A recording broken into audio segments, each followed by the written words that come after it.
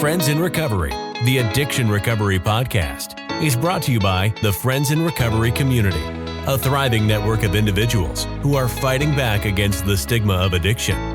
Join our hosts as they speak up about the real issues of addiction, treatment, and recovery.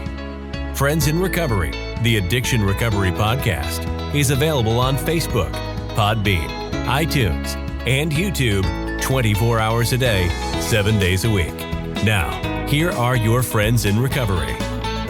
Welcome back, everybody, to Friends in Recovery Podcast. I'm your host, Jersey Ed, along with my two co-hosts, beautiful and lovely co-hosts, Buckeye Bambi and blah, blah, blah, Beth. What is up, ladies? Not much. Not a show last week either. That's it. We're back. So did everyone miss us? Right. That's the Yeah. Did y'all miss us last week? Did anybody notice? Right. Yeah. Drop a comment below and give us a call at 800-989-6504. Send us an email. What's the email, Bambi? Friends in Recovery Community at gmail.com. That is it. That's the new one. So send an email there and email each one of us if you're watching YouTube. If you're not watching YouTube, get to fucking YouTube and find our emails. Smash that one subscribe button. And once Smash you find that, YouTube, yeah. right, hit the notification Smash bell. everything. That's right. Give us a thumbs Smash up, it all. comment. Yeah, comments, thumbs up, do all that stuff, guys. It's really important so we can get the show out there. Nobody does it because 6 people have done it already, and that's it. So. They did it once. Anyways, that's right. I missed you guys, if that helps. I missed you guys. Zach, I missed you guys. I know. I was really surprised I that know. we were not doing a show. Well, you know what? The summer gets a little crazy, and we used to, and I know we talked about this before, but we used to take August off. Oh, cool. Because everybody kind of goes on vacation, and I don't know, the numbers go down. Maybe we could talk about that in one of our meetings that we never have on Thursday afternoons before the podcast. our prep meetings before the podcast that we never have. So, Yep. But anyways, we'll talk about that. But it was nice to actually have a week off. My daughter's in town, and I actually took off Monday of last week when the show airs, and we just had a relaxing days. What I did find out, and I figured out that why the fuck wouldn't anybody invent a 3-day weekend and just a 2-day weekend? Like, are you out of your mind? Like, take off 3 days. If you're going to invent something, you might as well do it right. Yes, but They what didn't you do don't it right. understand is that they literally, it was created by the unions and by, like, it used to be 7 days a week. And then they went back, and the union workers went back at the companies and were like, we can't do this. Nobody had off. Nobody ever had off. Well, And child labor was like, what? They need to go back again then and get an extra Yeah, day. let's go back to the drawing board, guys. Yeah. Dude, people are still having a hard time maintaining remote 40-hour a week. I know. Remote I love working remote, Dude, guys. I couldn't work any other way. No. Well, we've been doing that our whole career, though, Beth. Yeah. Think about it. We've never went into an office. We never. Can you, Ed, can you imagine sitting in one desk for 8 hours? No way. Like, This is hard. This is hard enough for a fucking hour or a half hour. I'm getting antsy already, and we only been going for 4 minutes. Yeah, not doing it. Yeah.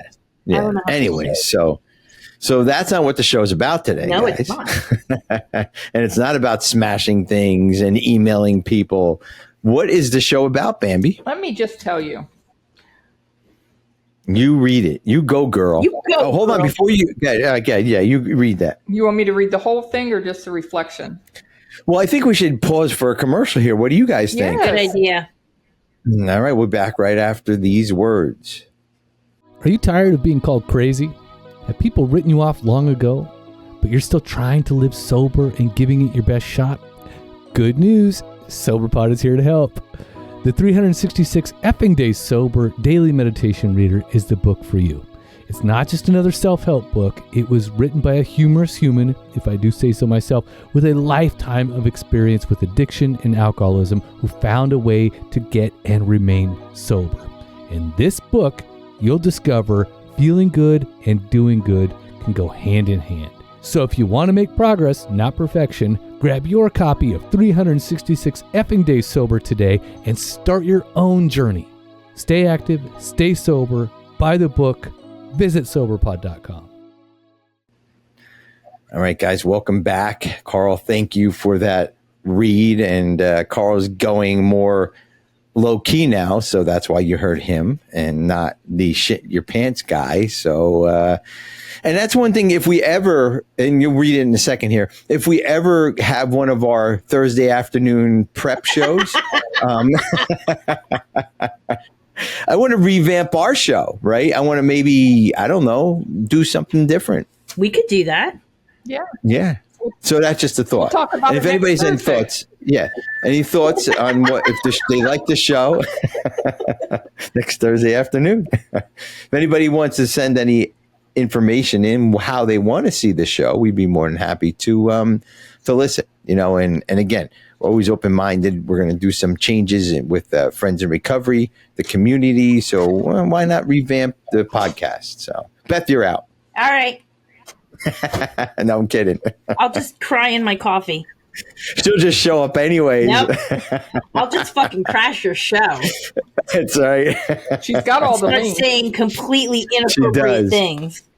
That's right. Wait, that's exactly. already what I do. Yeah, you'd say that already. So the show's going to stay the same, guys. Beth will come on, say inappropriate shit, and me and Bambi will be. So forget all that. But Bambi, again, read from this wonderful book that we just heard the commercial. Well, we're for. just going to do the reflection today. Have your core beliefs changed since getting sober? Are they still changing?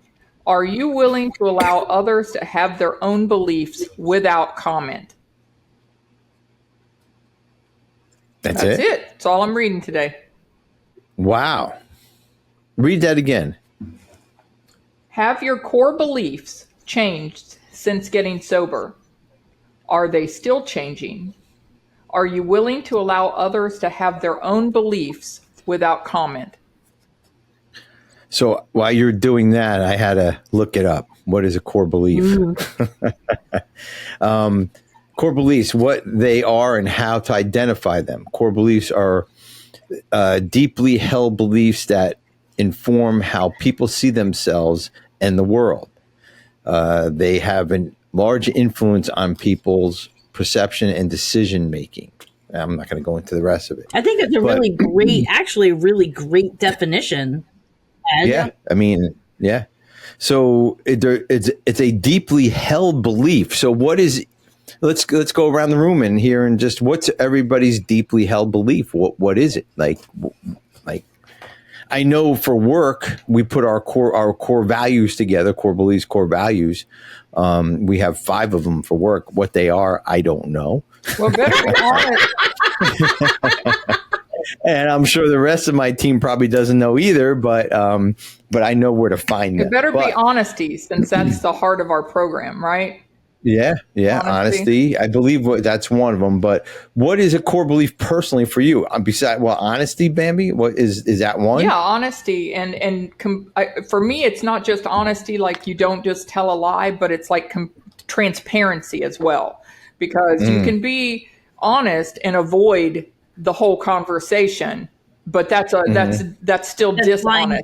It's lying by omission. Exactly. And so my core belief is that, and especially with any relationships, not, the guy at the public store or whatever, but, with your like with my husband or with my child, I need to not only just be honest in what I'm speaking, but I need to be transparent as well, so that's real important to me, honesty. And I think it wasn't before. So when I was drinking, I was so dishonest. I mean, I lied to everyone, even myself, Oh, yeah. Well, exactly. I mean, we had to lie, right? Absolutely. The statistic shows that if you if you tell one lie, you need 10 more lies to cover it up. Yep. That's 10 more. And then think about that. If you're covering it up with 10 lies, then each one of those lies have to have 10 and then 10 and then 10. Yeah. You're constantly, I'll be honest with you. I didn't even know who I was at the beginning of my recovery, because now I can't lie about who I was, what I was doing, where I was going, right? And if you're a blackout drunk, you don't remember the first 10. So you got to make up 10 more. And then you can't remember those 10, so you got to make up 10 more. Because You start you don't asking remember any people of them. about the first 10. Hey, where did I see last night? Yeah. And it would be like, well, I was so drunk last night. What did I say, right? I mean, that was the excuse.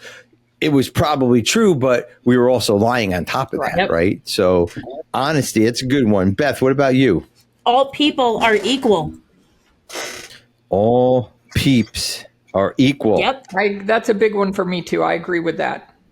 I love that one. And you would be surprised if it's a core belief, right? It has to go into all your areas.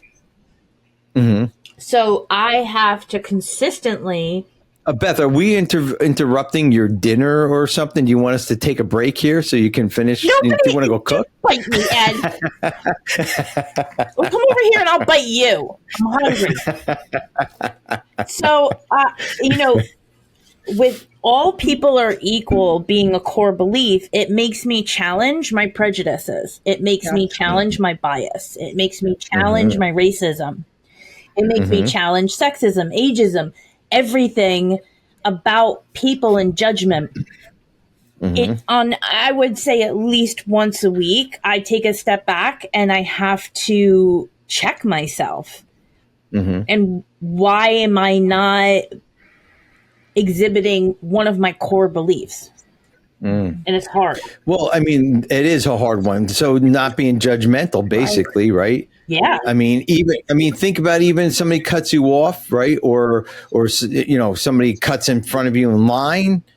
Like, what do you do then? Do you say, hey, yeah, everybody's equal, he can cut in line? Next thing you know, you'd be 30 people deep. No, because that's not all people are equal kind of thing. Like, if somebody cuts me in line, that goes back to honesty. They're not being honest, right? So then it goes to that part of the conversation of letting people have their own core beliefs with staying quiet. And that's a toss up for me too, Bambi. I gotta tell you, fucking cut in line and you got a whole bunch more shit than I am absolutely going to try to be appropriate and say something. I can't guarantee I'm going to be appropriate. Right. Yeah.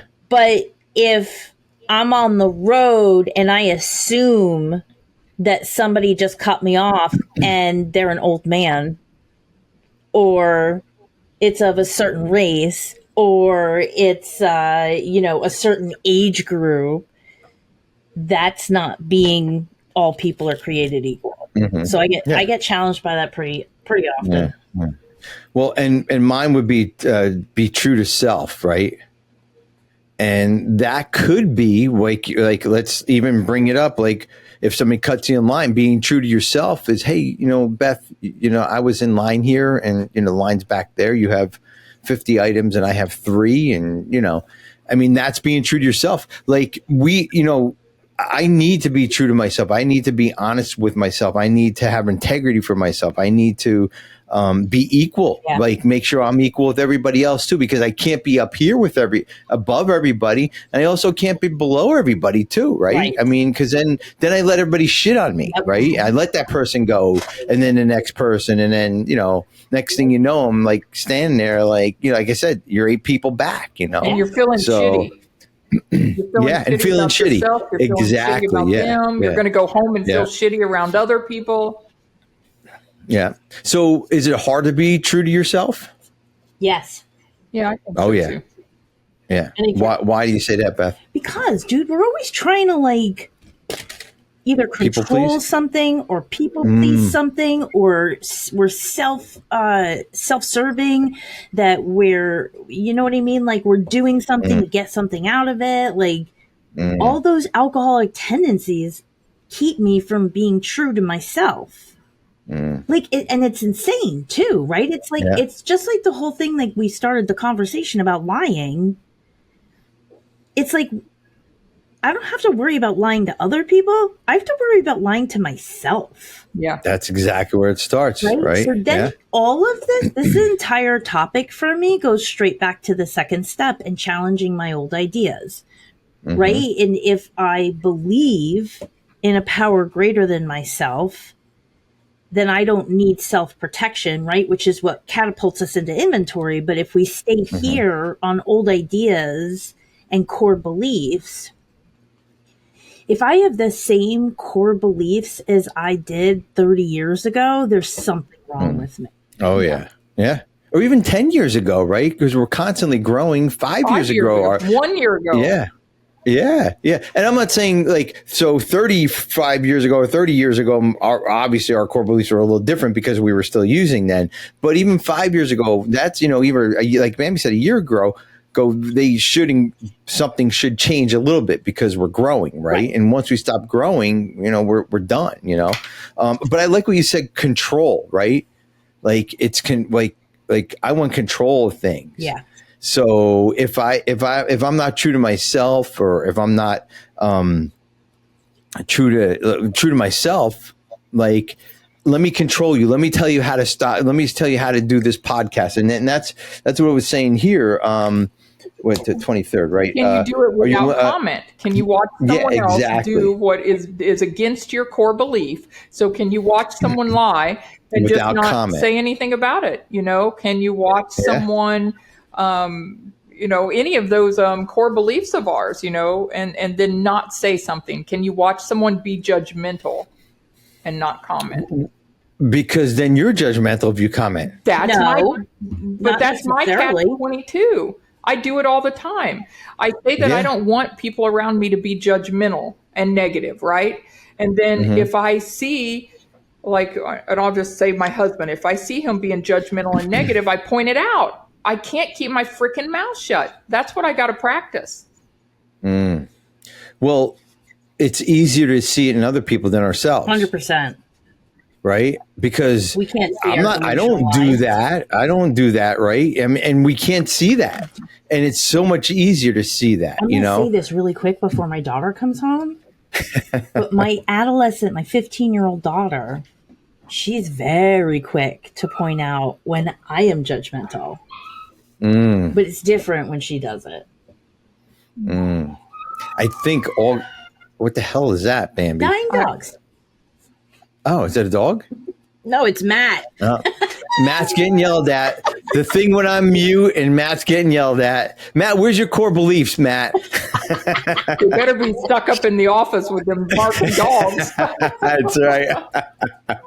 No, but but I think all kids are like that. Yeah, they're finding their way. Yeah. But do we grow out of that, or do we get stuck there because we started drinking, right? And we stopped growing. And I remember distinctively, I can't remember the age or whatever, but I remember being wrong and somebody pointing out. I was probably in 8th or 7th grade. But before then, I thought I was always right. Everything I was saying, I thought I was always right. And when you're younger, that's what you think. And then maybe it was, I don't know, whatever it was. But I remember somebody saying to me, you're not always right. I'm like, what? I've been always right, and that's a protection that we get from our parents, right? That's a protection that we get from, our loved ones. But we can't, once we get into the real world or once we get sober, that protection isn't real. That's not there, I mean, if it is, you're not going to grow. You're probably going to be still being enabled to do what you want to do and just, grow old being, a mama's boy or whatever. I don't know. Anyways, but that's my thoughts on that. But I think it begins with self. I think we have to begin with ourselves. And if we're not true to ourselves, if we, like you said, Beth, if we lie to ourselves, it's going to be so much easier to lie to anybody else. We don't have a choice, right? Yeah. So, and then we start making life decisions based on delusional lies that we're telling ourselves, which are right? So we're making life decisions based on something we don't even believe. Yeah, exactly. Exactly. That's the life of an alcoholic. Yeah. Making life decisions on something we don't even understand, believe, know about, or or even have any inkling or control over. Nope. I mean, that's crazy, but that's what we as alcoholics do on a daily basis, right? Right.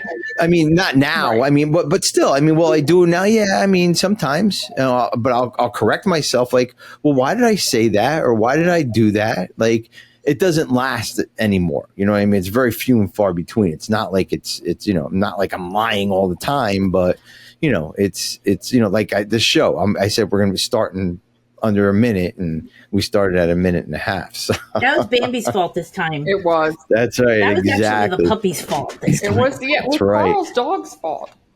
Yep. Yeah. Carl. Yeah. Show us your puppies, Carl. Yeah, put those on for a commercial. Whip out those puppies. That's right. That'll sell some books. That's right. Puppies Exactly. sell books. What about integrity? Anybody believe in integrity? Yes. Why? I think that's me being true to myself, right? It's putting my thoughts into practice and into action. It's doing the right thing even when no one's watching. Doing the right Yes. thing even when it's hard. Doing the right thing, right? Nobody's watching. Doing the right thing because it's the right thing. Like, just do the right thing. Just Right? Yeah. Because at the end of the day, I know me. I'm definitely like, somebody was sharing a couple weeks ago that like, you're an alcoholic who leans more towards resentment or more towards fear. And you don't know until you hit inventory. And I definitely lean more towards fear. And I know that when I lay my head down on the pillow to go to bed at night, if I haven't acted when nobody was looking up to my own standards, I'm going to drink. I think for me personally, that's a pretty quick pathway back to drinking. Yeah, it eats you up. Yeah. You have to be able to go to sleep with yourself at night and feel comfortable. Be completely free of, hey, yeah, the person gave me $20 too much at the cash register, but I turned around and handed it back in. But what if you hadn't? What if you knew it and you just kept it? What are you going to do when you lay your head at night on the pillow? Well, it's funny you say that, because the other day I went and got water, like, because we got those big 5 gallons of water, and then we go shopping together, Stacy and I put the things in the little cage, and I get the waters out and I put them in the cart and I push them aside.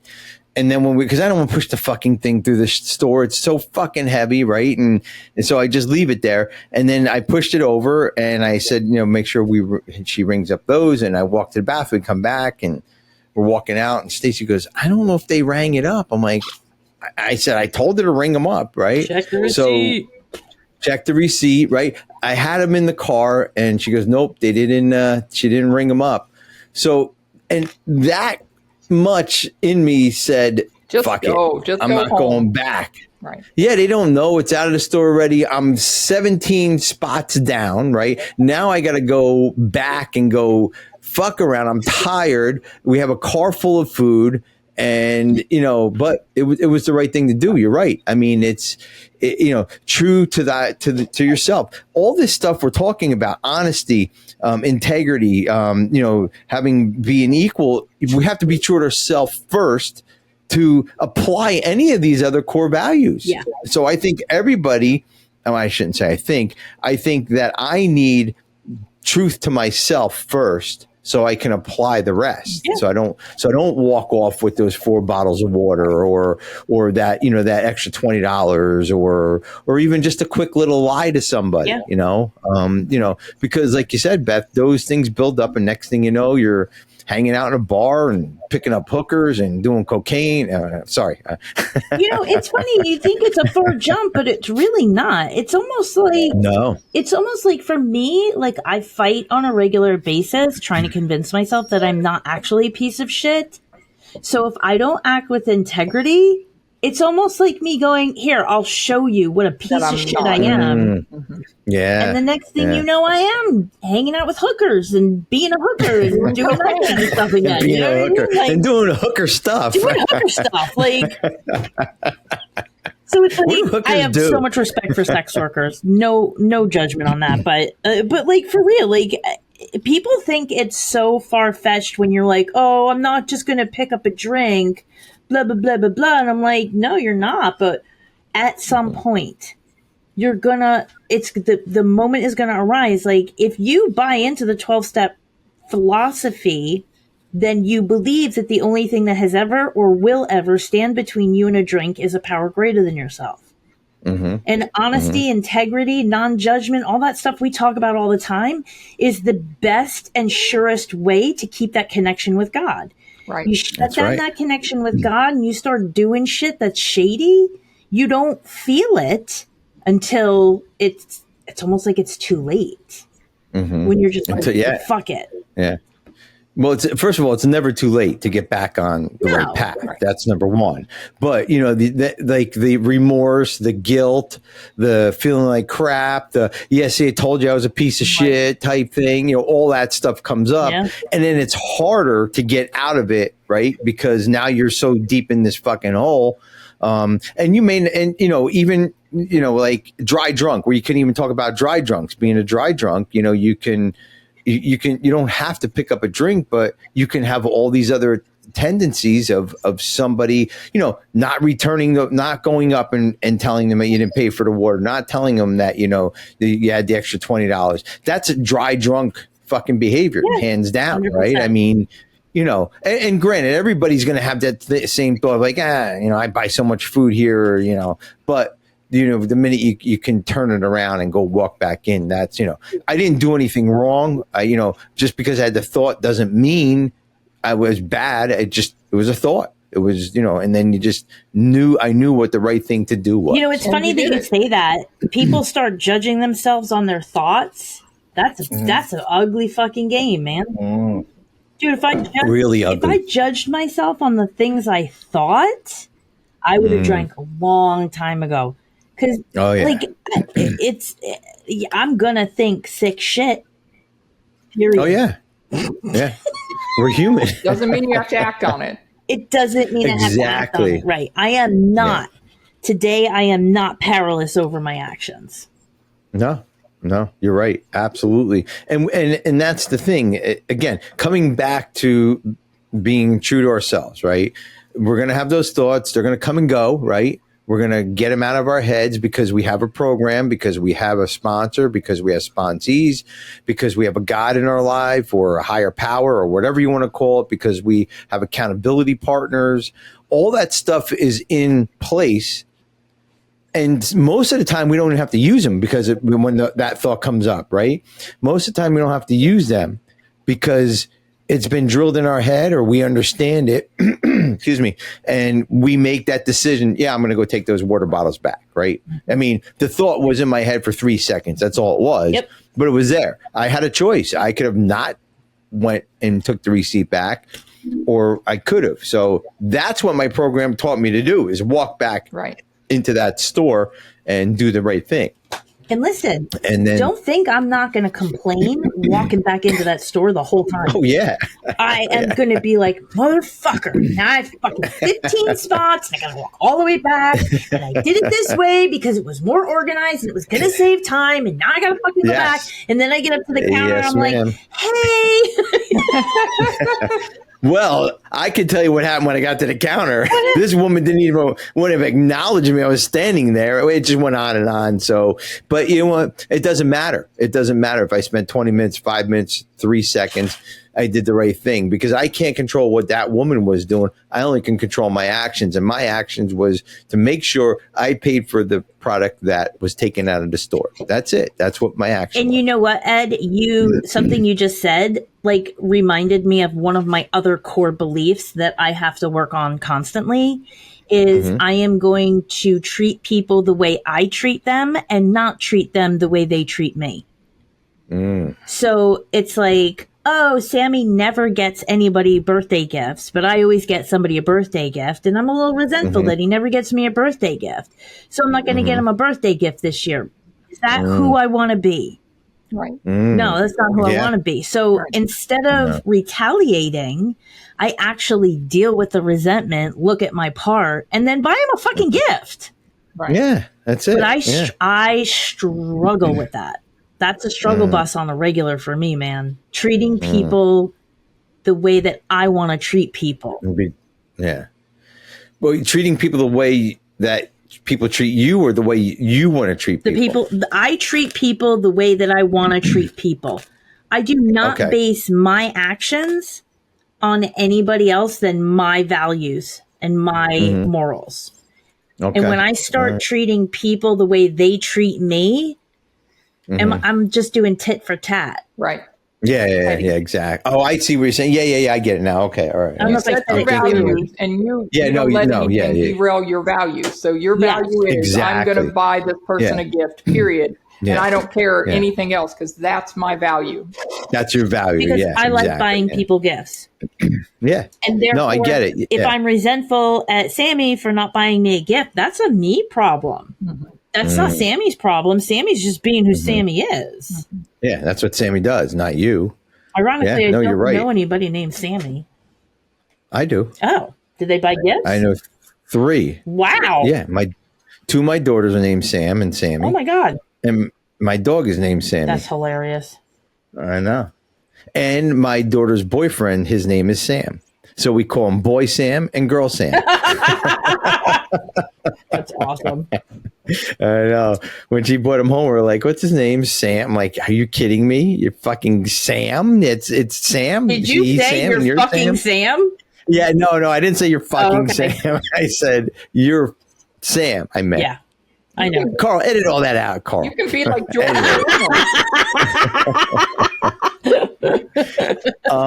So real quick before we close, because we're about the 30-minute mark, I just want to.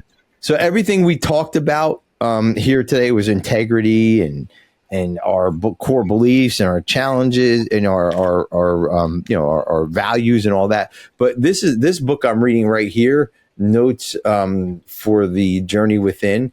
It's an amazing book, and everything we just talked about is kind of in this book. And it's what's his name, Ravi Shankar. He's this guru, and he has these places called the Healing Arts or the Life Center or the Art. That's cool. Whatever it is, yeah. He actually, I think he was one of the Beatles mentors over in India, and anyways. But it's a good book. It's called Notes for the Journey Within. And everything exactly what we were talking about today, the core values, is all in this book and goes into super, super fine detail. And the one thing you were talking about, love, Beth, when we love somebody, what he was saying in the book, we have to give love unconditionally, no matter what. And that brings you to the presence. Yeah. That brings you to the integrity, that brings you to treating people equally. So when I love somebody, I am not looking for nothing back, right? It's just love, and that is it. I'm not looking for anything else. Let me give you my love, and that's it. That's it. And anything above and beyond that is self-seeking. Oh yeah, trying to get something out of something. It turns a different ball game there once you look for. But I do it sometimes. Like, hey, yeah, I love you, and well, you're gonna love me back.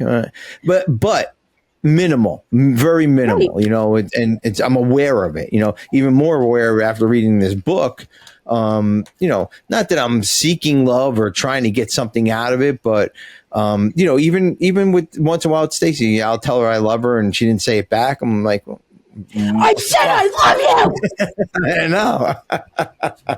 But, you know, just because you say you love somebody doesn't mean, if they don't say it back, doesn't mean they don't love you, right? You know.